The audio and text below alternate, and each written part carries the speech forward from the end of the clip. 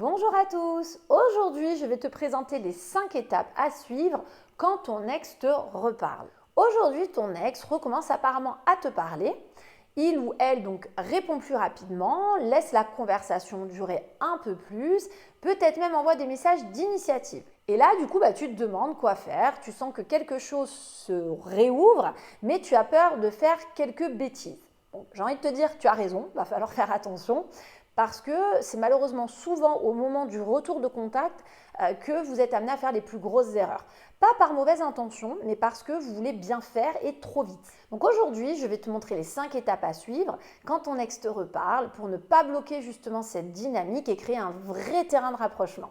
Alors en complément de cette vidéo, avant de continuer, sache que je t'ai fait un petit bonus cadeau pour te permettre justement vraiment d'aller encore plus loin dans ta reconquête amoureuse, de t'accompagner davantage en te livrant une checklist de 14 interdits. Tu vas voir qu'ils ne sont absolument pas choisis par hasard. Donc très simple, tu vas les trouver dans le lien en fait que j'ai laissé en dessous de cette vidéo une fois que tu auras terminé de la visionner. Si tu me découvres pour la première fois, peut-être sur cette chaîne, je suis donc Christelle Lepage, je suis spécialisée en reconquête sentimentale. Ici, en fait, je t'aide chaque semaine à vraiment raviver l'intérêt chez ton ex pour obtenir une seconde chance, pour vous arriver à vous retrouver pour une relation encore plus belle. Donc abonne-toi maintenant si ce n'est pas déjà fait, active aussi la cloche parce que la suite de cette série pourrait vraiment tout changer pour toi. Allez, on est parti. Donc la première étape, ne pas réagir comme si c'était gagné. C'est souvent ce qui arrive en premier. Tu reçois en fait un message et à l'intérieur de toi, c'est l'euphorie. Ça peut se comprendre parce que tu étais dans l'attente, mais tu vas te dire, ça y est, là, je redémarre. Et tu veux du coup rattraper le temps perdu. C'est souvent ça qui va se passer. C'est-à-dire que tu veux en dire plus, montrer que tu es toujours là, relancer, t'expliquer, proposer. Mais il faut faire attention. Parce que si tu changes de posture dès le premier message, ton ex va le sentir. Il faut que tu comprennes un mécanisme psychologique qui est important ici, c'est que ton ex teste aussi parfois inconsciemment ta stabilité. C'est-à-dire qu'il va vouloir savoir si tu as évolué, si tu es toujours dans l'attente finalement de quelque chose pour replonger.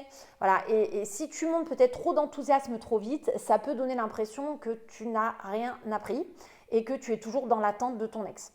Donc la bonne attitude, c'est vraiment de rester calme, posé, disponible, mais sans empressement.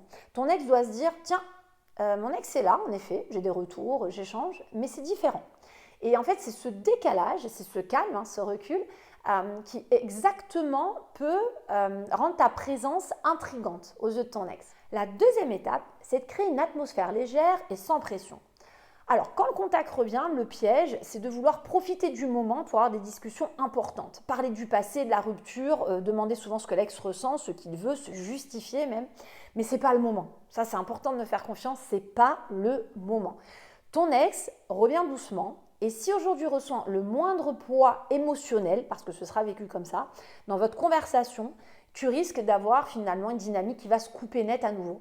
Alors, il faut comprendre que là aussi, c'est parce que le cerveau humain associe la tension à un danger. Et si tu recrées ce climat trop vite, tu réactives ses peurs au lieu de lui donner envie de rester sur quelque chose qui est censé être nouveau. Donc, ce que tu dois créer, c'est un climat sans enjeu. Un espace où ton ex, en fait, peut juste discuter, se sentir bien sans avoir l'impression que tout est stratégique. Du coup, tu vas te faire violence pour poser des questions simples, fais des commentaires légers, montre que tu n'as pas besoin de parler de la relation pour le moment, pour exister dans l'échange. L'objectif ici, en fait, c'est d'avancer, mais pas vite. C'est de faire durer des échanges sans créer de tension. Et ça change toute la suite. L'étape numéro 3, c'est faire attention au rythme des échanges. Quand ton ex recommence à te parler, tu pourras avoir envie de reprendre l'habitude d'écrire tous les jours.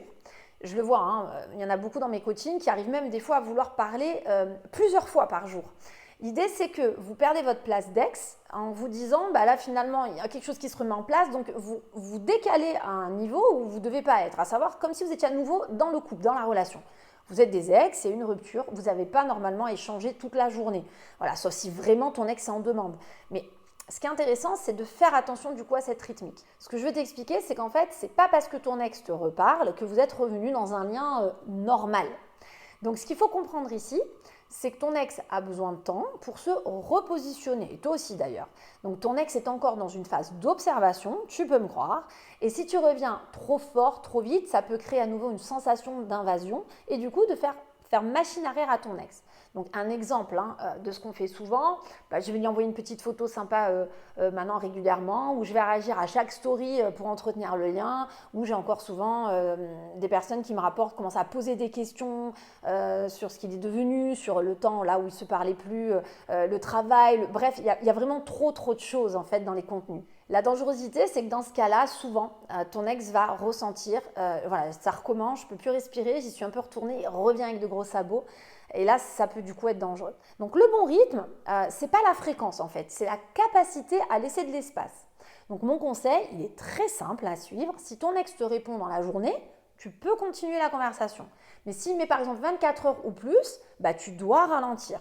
Et surtout, tu ne relances pas si tu n'as pas de réponse, c'est pas grave. Tu ne combles pas non plus vos silences avec juste des salut, une petite pensée, ou t'es occupé, ou visiblement mon message est tombé aux oubliettes. Pour te donner vraiment un exemple concret d'une bonne gestion du rythme, je vais te donner cet exemple.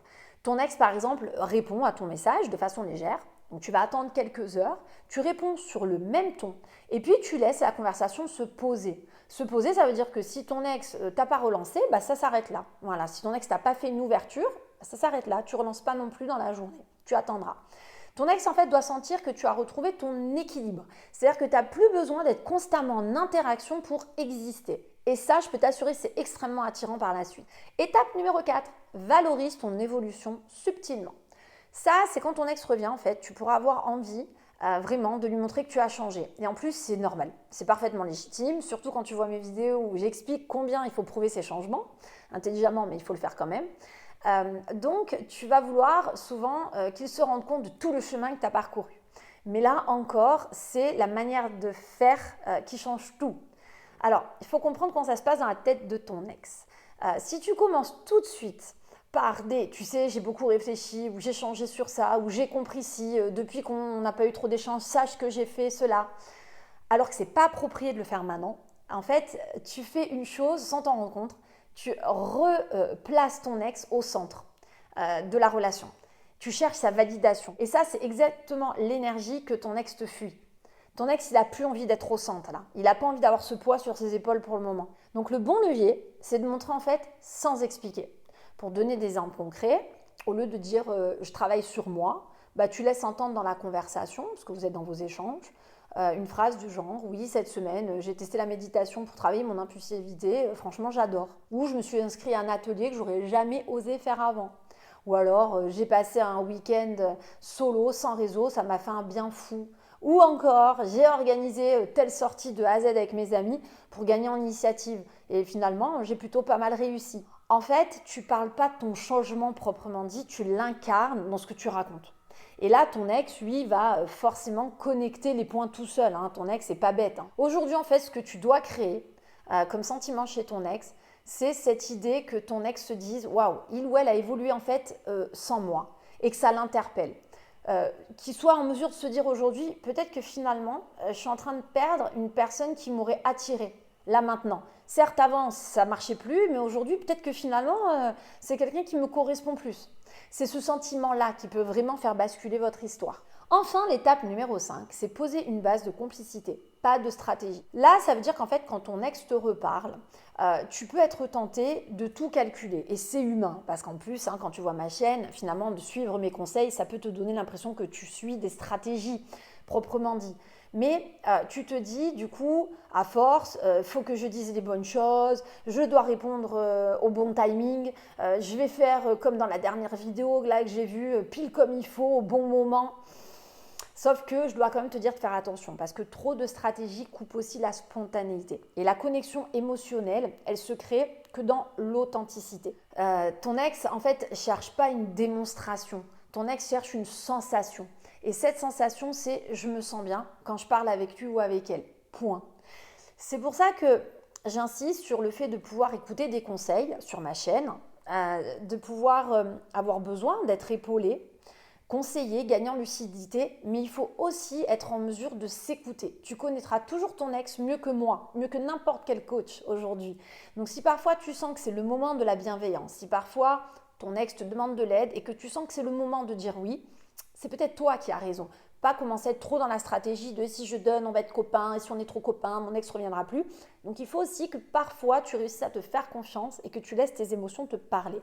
Non pas dans l'extrême parce qu'on sait qu'elles peuvent te jouer des tours, mais parfois tu peux avoir une intuition qui n'est pas si mauvaise. C'est pour ça que mon conseil ici, c'est vraiment mets-toi dans une posture où tu es en mesure de t'écouter. Pas pour répondre intelligemment, mais pour créer une vraie qualité de présence. Sois léger, légère, glisse une blague, un clin d'œil, un souvenir, un décalage si tu as envie, que tu sens que tu peux le faire. Parle de sujets que vous aimiez partager, un film, une musique, une habitude, si tu sens que c'est approprié maintenant.